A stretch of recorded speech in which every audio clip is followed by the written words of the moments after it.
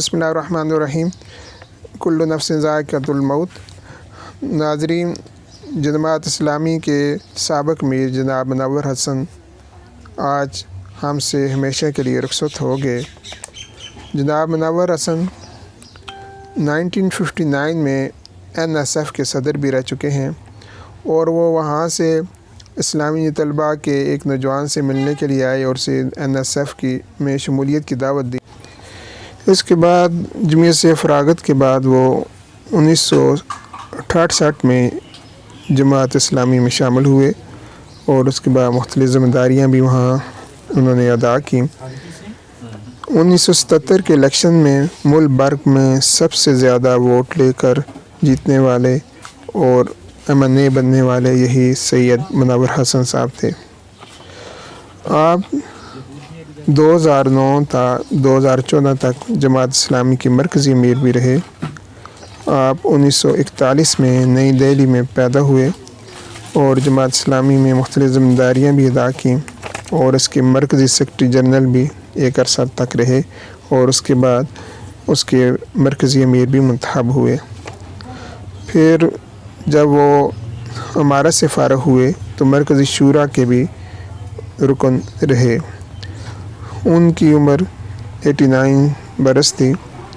ان کی بیٹی کی شادی کے موقع پر لوگوں نے بہت سارے لاکھوں روپے کے تحائف دیے، لیکن انہوں نے رخصتی کے موقع پر یہ سارے تحائف جماعت اسلامی کی بیت المال میں جمع کرا دیے اور یہ کہا کہ یہ مجھے منور حسن کی حیثیت سے نہیں ملے بلکہ امیر جماعت اسلامی کی وجہ سے ملے ہیں، اس لیے اس کی مستحق جو ہے جماعت اسلامی ہے۔ سید منور حسن زبردست مقرر تھے اور انتہائی نڈر اور بہادر لیڈر تھے اور انہوں نے جو موقف اختیار کیا اس پر مرتے دم تک وہ قائم رہے اور جماعت اسلامی کے ساتھ بھی ان کا تعلق نصف صدی سے زائد کا ہے اور زندگی کے آخری سانس تک وہ اس کے ساتھ منسلک رہے۔ یہ سید گھرانے کے جماعت اسلامی کے دوسرے مرکزی امیر ہیں۔ اس سے پہلے بانی امیر جناب سید ابو العلا مودودی بھی سید گھرانے سے تعلق رکھتے تھے۔ ان کی نماز جنازہ کل بعد از نماز ظہر 27 جون کو عیدگاہ گراؤنڈ ناظم آباد کراچی میں ادا کی جائے گی۔ ان کی وفات پر ملک بھر کے ہر طبقہ زندگی کے لوگوں نے انتہائی رنج و غم کا اظہار کیا ہے۔ اللہ تعالیٰ ان کی قربانیوں کو قبول فرمائے اور انہیں آخرت کی منزلیں آسان فرمائے اور جنت فردوس میں جگہ دے۔ انا للہ و انا الیہ راجعون۔ ان کی چند یادگار تقاریر جو کہ بہت مختصر سی ہیں وہ آپ کو ابھی سنائی جا رہی ہیں کہ جس سے ان کی حسین یادیں انشاءاللہ تازہ ہو جائیں گی۔ صلاتی و نسکی و محیایا و مماتی للہ رب العالمین۔ بس یہی تعلق باللہ ہے کہ میرا جینا اس کے لیے، میرا مرنا اس کے لیے، میری نماز اس کے لیے، میری قربانی اس کے لیے، میرا وجود اس کے لیے، میرا تحرک اس کے لیے، میرا جوش و جذبہ اس کے لیے، میرا اول و آخر اس کے لیے۔ کس کے لیے؟ وہ جو ملجا اور ماوا ہے اللہ رب العالمین، وہ جو سمیع و بصیر ہے، وہ جو علیم و خبیر ہے، وہ جو اول و آخر ہے، وہ جو ملجا اور ماوا ہے، وہ جو شہرک سے زیادہ قریب ہے، وہ جو حی و قیوم ہے، لا تأخذہ سنۃ ولا نوم، وہ جس کو نیند نہیں آتی، وہ جس کو اونگ نہیں ستاتی۔ وہ رب جب میرے اور آپ کے ساتھ ہے تو اسلامی انقلاب آ کر رہے گا۔ کیسے یہ بات نہ کہوں کہ اس شہر کے اندر نوجوانوں کو اغوا کیا گیا ہے۔ اغوا کار کون تھے؟ جو لوگ اغوا کرتے ہیں ان کو لوگ چور کہتے ہیں، ان کو ڈاکو کہتے ہیں، ان کو حریص اور لالچی کہتے ہیں، ان کے لیے نت نئی گالیاں نکالتے ہیں۔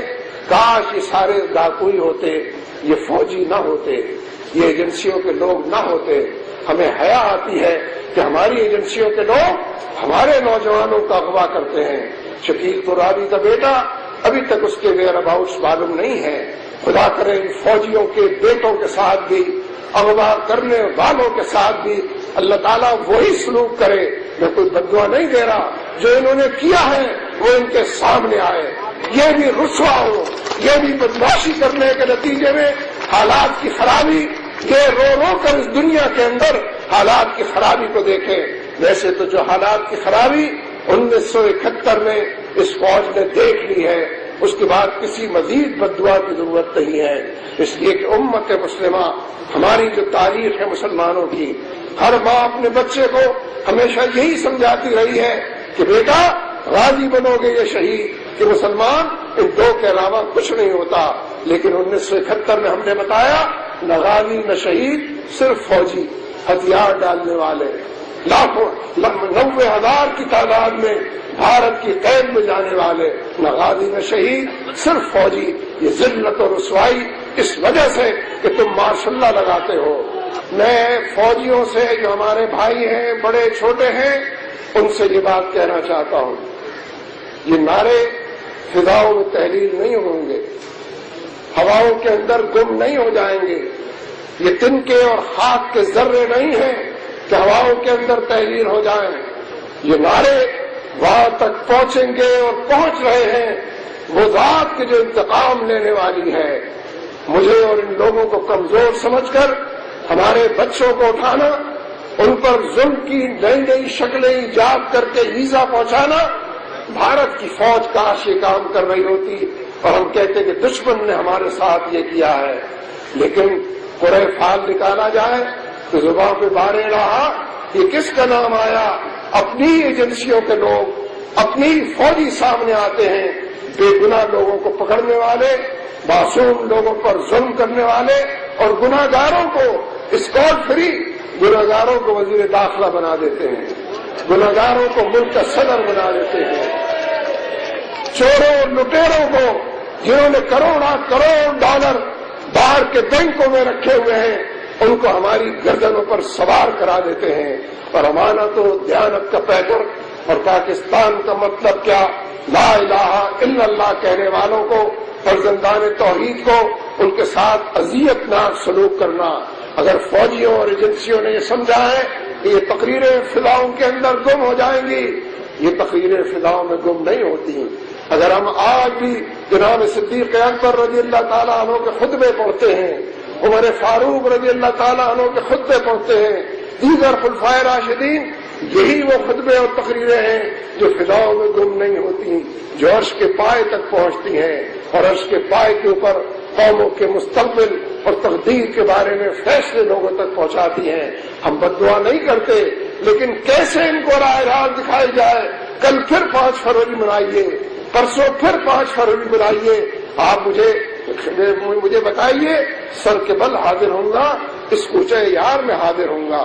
کتنی دور تک انسانوں کا سمندر ہے، ان کے سر ہی سر نظر آتے ہیں، کتنی بہنیں اور بیٹیاں ہیں، معصوم بچے جن کی گودوں میں ہیں، ان کو کوئی کام نہیں ہے اپنے گھروں میں، یہ چین سے نہیں بیٹھ سکتی؟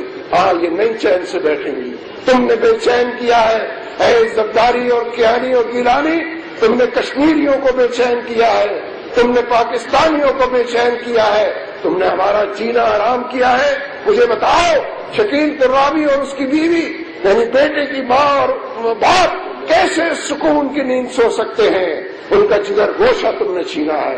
خدا کرے تمہارے جگر گوشے بھی اسی طرح تم سے چھینے جائیں۔ اس لیے میرے دوستو، حقائق کو لوگ ویسے یہ کہتے ہیں، یورپی یونین کے حوالے سے کہتے ہیں، امریکہ اور اس کی ساکھ کے حوالے سے کہتے ہیں کہ ہمیں زمینی حقائق پر نظر رکھنی چاہیے۔ حالات بہت دگرگو ہیں، امریکہ بہت بڑا ہے، بلکہ بہت بڑے سے بھی زیادہ بڑا ہے، اس کو ناراض نہیں کیا جا سکتا، لیکن ہم یہ کہتے ہیں زمینی حقائق سے زیادہ اہم آسمانی حقائق ہیں، ایمانی حقائق ہیں، اللہ اور اس کے رسول کے بیان کردہ حقائق ہیں۔ جو لوگ امریکہ کو بڑا سمجھتے ہیں، ان کے لیے یہ نعرہ کافی ہے جو اللہ اکبر کی صورت میں لگایا جاتا ہے، جو اللہ کی کبریائی کی بات کرتے ہیں، ڈنکے کی چوٹ پر کرتے ہیں، ہاں کے پکارے کرتے ہیں، کوٹھوں پر چڑھ کر کرتے ہیں، میدانوں میں نکل کر جان ہتھیلی پر لے کر کرتے ہیں، سر سے کفن باندھ کر پیروں کو غبار آلود کرنے، اور یہ بندہ دو عالم سے خفا تیرے لیے ہے، اس کا مصداق بننے کے لیے کرتے ہیں۔ ان کی طرف سے یہ بات معلوم ہو جانی چاہیے زمینی حقائق کچھ نہیں ہیں، آسمانی حقائق ہیں۔ سچائی اور حق کی بات کرنے والے باطل کو منہ توڑ جواب دینے